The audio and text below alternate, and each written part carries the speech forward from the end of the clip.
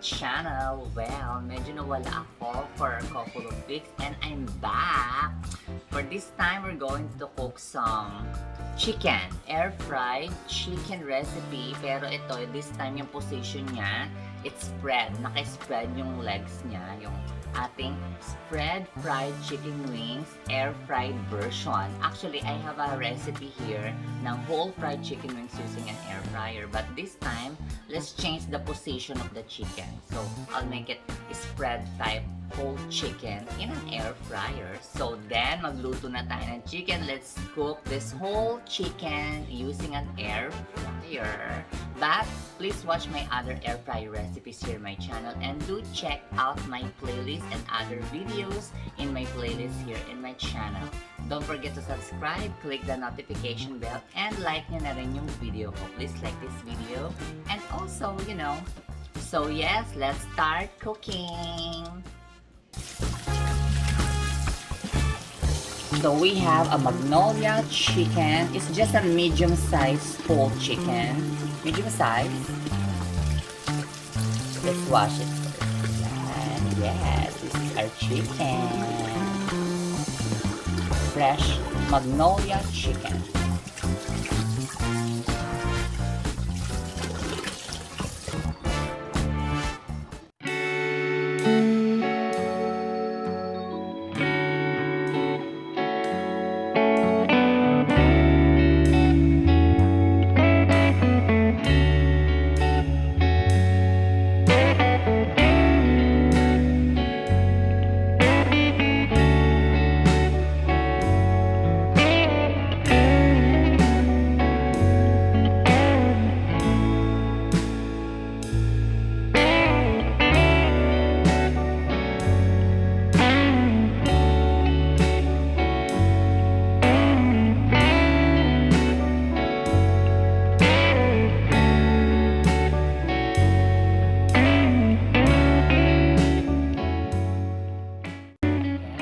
For marination, we need a black pepper. This is a black pepper.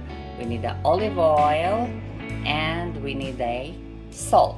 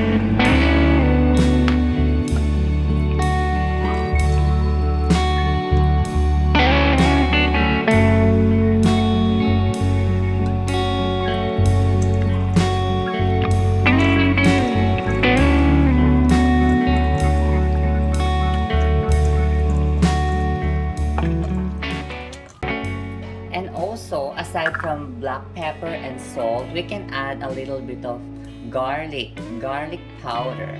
Okay? Para mas masarap.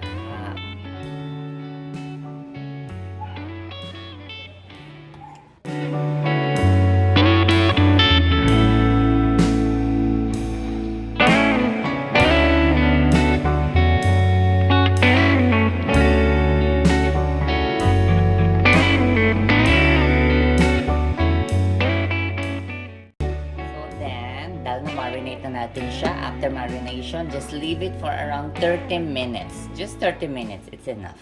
Yeah.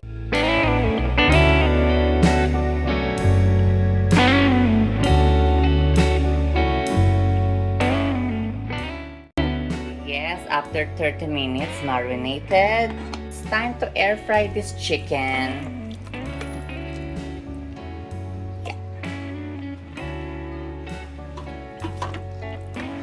This position. First, let's do it in this position. Yeah.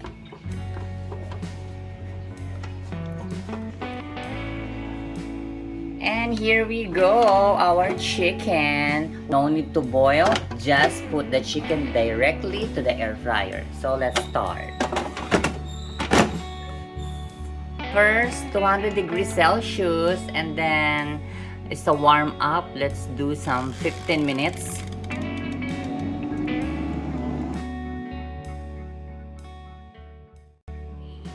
First 15 minutes, later on I'm gonna flip it on and then another flip. This time is different from my last air fried whole chicken. Kasi last time, binoil ko pa yon, as I said. This time, no more boiling, no need to boil, just direct sa air fryer. Let's see. Still crunchy, delicious, tasty.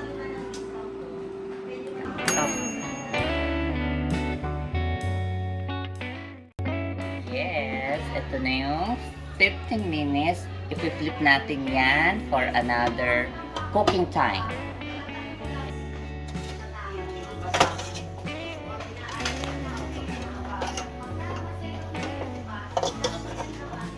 Another cooking time, pasok na natin.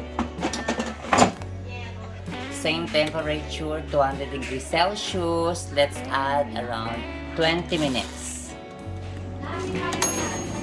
Yes! Tapos na yung 20 minutes. Ayan, OMG! Ayan, dali natin dito. Focus naman ako. OMG, it's beautiful. Tastes nice. Ayan na. Smells good na. Ayan. Crispy. Ayan. So, we're going to do last flip. Babalik na rin natin yan ng last time. And then, ready na. So, ngayon, ipipulip na natin siya.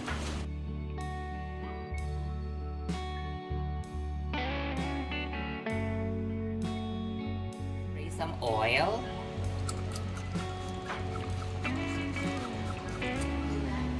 So, yes, this is the last flip. Ayan na. Last air fry. Additional around 15 minutes. Same temperature, then additional 15 minutes.